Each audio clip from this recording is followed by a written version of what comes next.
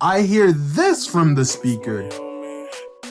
So, you know, I start hitting my shy little Dougie by myself. The girls are doing their dance, it's a whole thing. Norwegian girl starts walking towards me and without saying anything, turns around. I'm like, what's happening right now?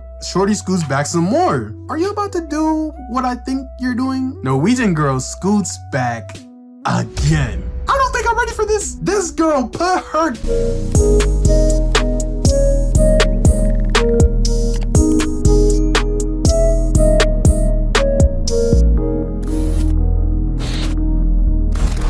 Hold on, before we get into the video, I gotta give a huge thank you to today's sponsor, Raid Shadow Legends. Raid Shadow Legends is a dark fantasy turn-based RPG that you need in your life. Raid features a mix of both PvP and PvE modes that can be played on a PC or your mobile device.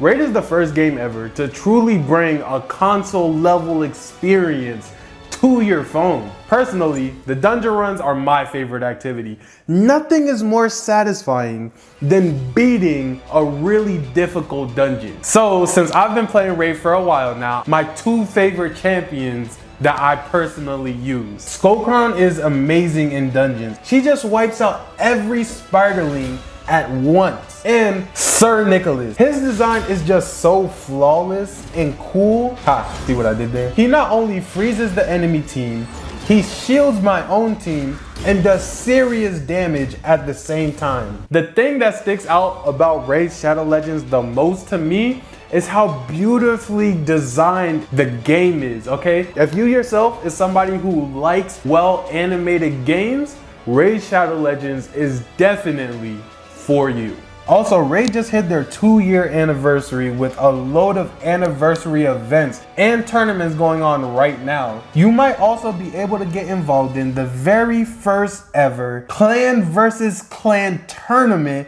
and get a chance to compete directly against another clan. Raid also just released the first batch of the Badass Shadowkin faction, a brand new Asian-inspired faction with some amazing looking champions to get.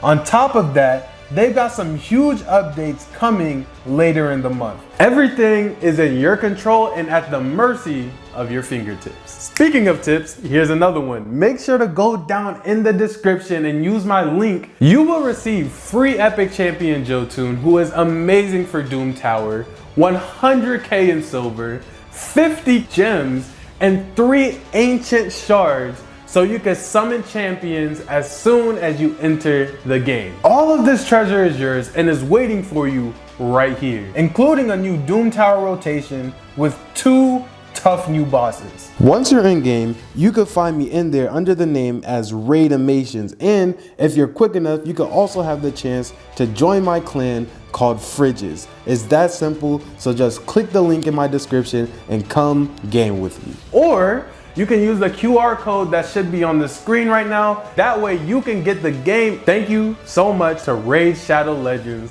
for sponsoring this video. And with that being said, let's get into the story. I feel like you guys got the wrong impression of me. I got no girls whatsoever. My phone is dry, crispy, parched. My DMs have been social distancing before it was even cool. You know that song by Juice WRLD where it was like, I'm empty, I feel so goddamn... Yeah, he actually wrote that in regards to my DMs. The only reason I have juicy girl stories is because of how much I fumble the bag. For example, my parents took me and my siblings on a cruise around the Caribbean. And as I said before, growing up, I was a quiet and timid person. But my parents were saving up for this cruise for over a year, so the least I could do is enjoy myself. Only problem is, I don't know how to do that. I'm awkward, okay? I'm tall, lanky, my resting face is, it's something. And on top of that, the cruise is only 7 days long. I can't make friends that quick. Luckily / unluckily for me, my brother and my sister are complete opposites of me. So they dragged me everywhere they went, even if it was against my will. And that's when I found my kryptonite. Something I didn't even think I would like doing. Clubbing. I was introduced to this place called Diesel.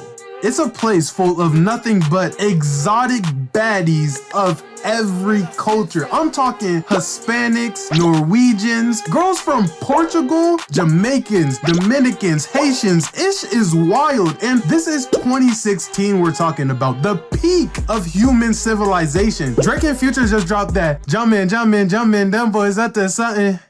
I think I need some Robitussin. Like, y'all don't know anything about that. So boom, I go in there, it's the first night. So I'm just checking things out. Within 30 seconds, I realized that everyone on that dance floor has never stepped foot into a church, ever. They over here bumping and grinding on each other like, is that a twerk line? They're twerking in unison. I've never seen that nowhere else. I'm in the corner dousing my eyes in holy water. I leave Diesel, go back to my room, and call it a night. Next night, I'm back there again. It's the same thing. Hispanics, Norwegians, Jamaicans. It's like a party bag of candy, but instead of sweets, it's shorties. They still bumping and grinding. Sweat is just flying through the air in slow motion. Lights are going crazy, but I was still scared out of my mind to get on the actual dance floor. But I told myself, no matter what, tomorrow I will go on that dance floor. And when I say something, I mean it. Didn't you say you were gonna drop the teacher video soon and then proceeded to take over a month and a half to drop it? Shut up, stop. I go to my room, fall asleep, wake up tomorrow, and I'm in the mirror pep talking myself like, aight, we got this. Yeah, we got this. Just be cool. Yeah, I'm the coolest nigga I know. That's cap, huh? Leave my room, I get to Diesel, and there's a lot of pressure on me because this is the last night of the cruise that the club will be open. After this night, the trip is over. I get inside and it's a frenzy. Out of every night, this is the most packed it's ever been. They got drinks flying around. The dance floor is crowded. It's absolute chaos inside. All of this is just hitting my senses at once, and every molecule in my body was like, you should probably leave. But then through the noise, I hear this from the speaker. And I don't know what about it possessed my body, but I went from chilling in the corner to having broads in Atlanta. I'm in the middle of the dance floor going crazy. People formed a circle around me. It felt like every movie you've ever saw with a dance scene. They're over here hyping me up like crazy. The song finishes. I am standing there drenched in sweat. Do you know how hard it is to make me sweat? Basketball does not make me sweat. 100-degree weather does not make me sweat. Panda?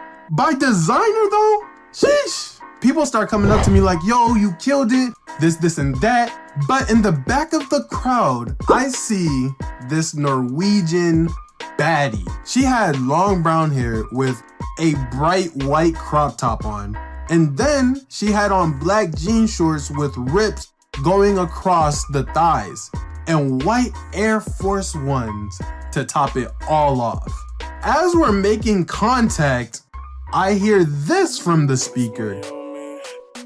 So, I start hitting my shy little Dougie by myself. The girls are doing their dance. It's a whole thing. Norwegian girl starts walking towards me and without saying anything, turns around. I'm like, what's happening right now? Shorty scoots back some more. Are you about to do what I think you're doing? Norwegian girl scoots back again. I don't think I'm ready for this. This girl put her cake on my waist like there was no tables at a cookout. I don't even know this girl. Is she smiling? Everyone starts hyping us up. The club gets wild. I'm getting worked by this girl. Other black people are getting to that point of excitement where they just start hitting me. People are jumping off the counters, and in the middle of all of this utter mayhem, the song goes from Red Nose to...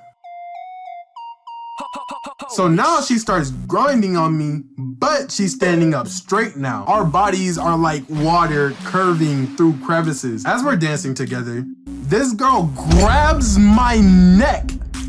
Excuse me? Madam, relax. We are in a public place. How do I say relax in Norwegian? Forget a freak. Shorty turned into a demon. As she's staring at me, everything freezes. Nothing moves. The world turns quiet. And all I hear is, Emily, what the f are you doing? Somebody's parent caught them throwing it back.